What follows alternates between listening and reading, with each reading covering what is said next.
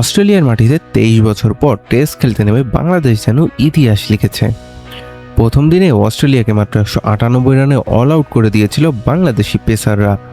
হাসান মাহমুদ একাই নিয়েছিলেন 6টি উইকেট। এরপর ব্যাট হাতেও দারুণ জবাব দিতে শুরু করে বাংলাদেশ। দ্বিতীয় দিনে তানজিদ হাসান তুলে নেন তার টেস্ট ক্যারিয়ারের প্রথম সেঞ্চুরি, তাও আবার অস্ট্রেলিয়ার মাটিতেই, অস্ট্রেলিয়ার বিপক্ষে। এরপর নাজমুল হোসেন শান্ত করেন 84 রান। মমিনুলের ব্যাট থেকে আসে 49 আর মুশফিক করেন 36। সবথেকে দুঃখের বিষয়, চোট কাটিয়ে ওঠা লিটন দাস ফিরেছেন 0 রানে। দিন শেষে 6 উইকেটে বাংলাদেশের সংগ্রহ 351 রান। অস্ট্রেলিয়ার প্রথম ইনিংসের চেয়ে বাংলাদেশ এগিয়ে আছে 153 রানে। সবচেয়ে বড় কথা, মিরাজ ও হাসান মাহমুদের অবিচ্ছন্ন জুটিতে 43 রান নিয়ে দিন শেষ করেছে বাংলাদেশ।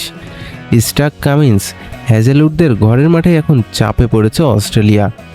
23 বছর পর অস্ট্রেলিয়ার মাটিতে ফিরে বাংলাদেশ এবার ইতিহাস গড়তে পারবে? আপনার কি মনে হয়, বাংলাদেশের লিড কত রানে যেতে পারে? কমেন্টে আপনার প্রেডিকশন জানান।